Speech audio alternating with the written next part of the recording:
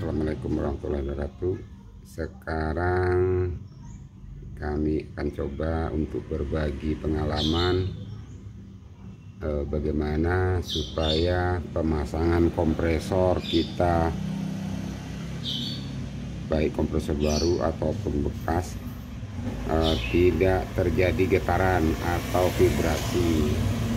Jika seandainya getaran tinggi, resiko di kondensor sini bakalan gampang bocornya akibat getaran.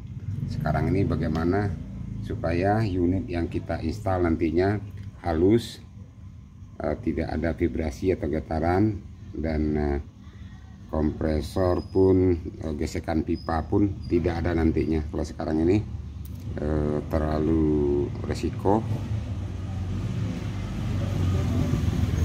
Kalau kita sambung di sini, pertama dipandang mata pun tidak bagus. Sekarang ini saya akan mencoba untuk bagaimana sih pemasangan kompresor AC atau apapun lah namanya, terlihat rapi dan tidak ada getaran. Oke, saya siapin alat-alat dulu.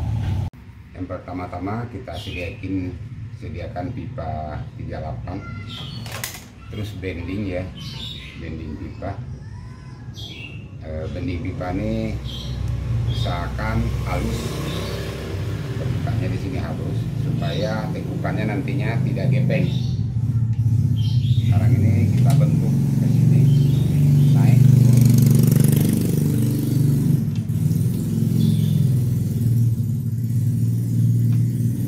gini. Kita kira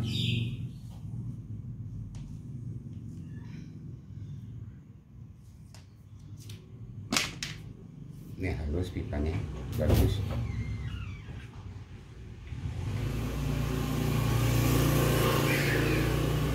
Kita turun lagi ke bawah, tekuk lagi.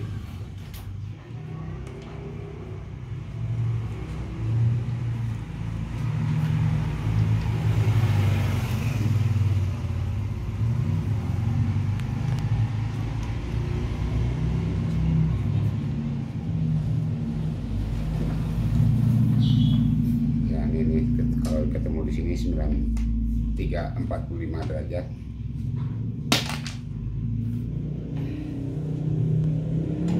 Dari sini kita turun ke bawah, kita patok lagi ya, dikarenakan ini nggak bisa kita masukin. Jadi dari sini nggak harus samping sini, dia naik ke atas. Kita bikin 90 derajat.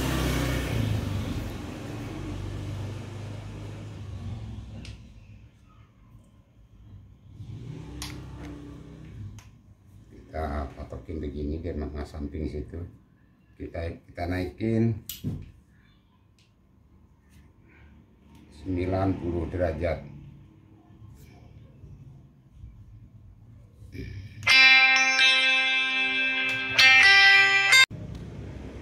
Dari hasil bending begini.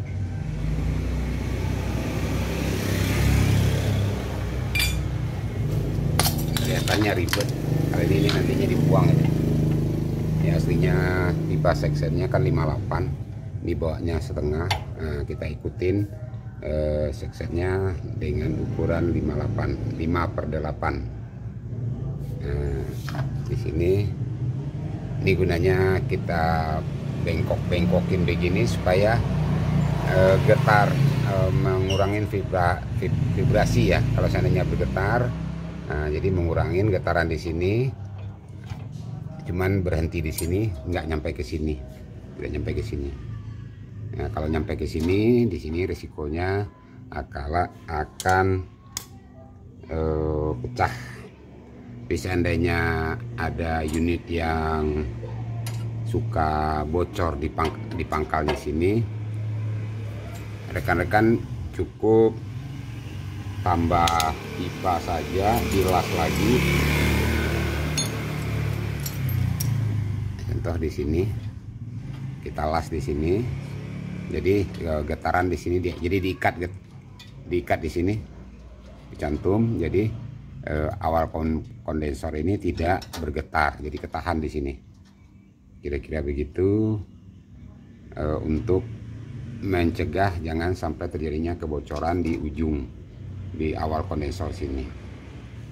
Begitu juga di di akumulatornya. Ini kenapa saya belokin begini ke sini, balik ke sini. Jadi nantinya kita masuk di sini nantinya. Terus kalau sudah begini, kita harus patokan juga, jangan seenaknya aja kita bengkok-bengkok pipa, taunya di sini mentok nantinya. Kita harus perhatiin juga, jangan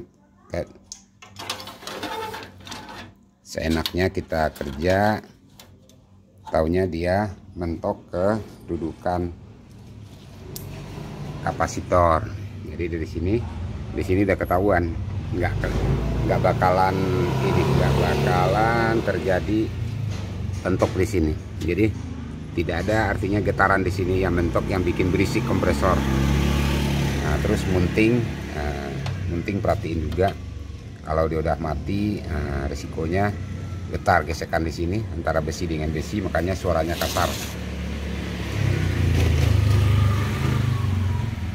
Terus kalau untuk ngebending supaya tidak gepeng ya, ini dikarenakan jarang dipakai juga, ini harus diamplas halus.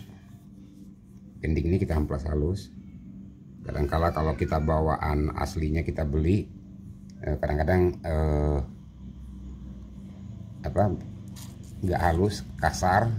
Nah, jadi kalau kita bikin halus begini, ini sengaja dulu nih saya amplas, ini amplas halus supaya aliran jalurnya freon jalurnya waktu ditarik pipa tidak ketahan. Kalau seandainya ini baret, nantinya ketahan, pasti bendingan kita akan bengkok. Jadi bendingnya cukup bagus. Tapi sekarang nih udah jarang sekarang nih yang model begini. Ini kecil. Nah, sekarang ada yang 3, kurang bagus. Bisa lebih tertarik yang kecil begini. Nah, itu aja bagaimana memasang, rapiin kompresor supaya kompresor tidak bergetar dan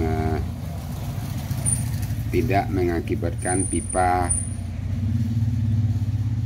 bocor nantinya, terutama di awal kondensor. Demikian saja kami berbagi pengalaman, bukan untuk menggurui, hanya berbagi pengalaman. Terima kasih. Wabillahi taufiq wal hidayah. Oh iya, rekan-rekan, ini kompresor bekas. Ini kalau untuk pengisian oli di pipa section, ya di pipa distas. Dari sini kita isi. Ini 2 PK lebih kurang sekitar 500 ml per setengah liter. Jangan di akumulator. Kalau di akumulator kita masukin, nantinya dia kegenang di sini.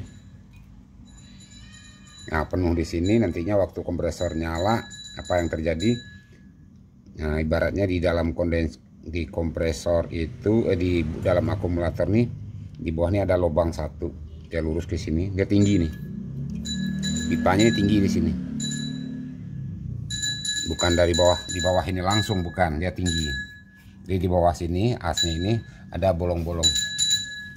Ada lubang kecil dibikin supaya oli bisa masuk. Tapi kalau kita masukin oli di sini, resiko ke klepnya bermasalah. Kenapa? Disedot liquid tidak dianjurkan, tidak boleh masuk langsung ke kompresor rotary. Demikian, salam santun, wabillahi taufiq hidayah. Wassalamualaikum warahmatullahi wabarakatuh.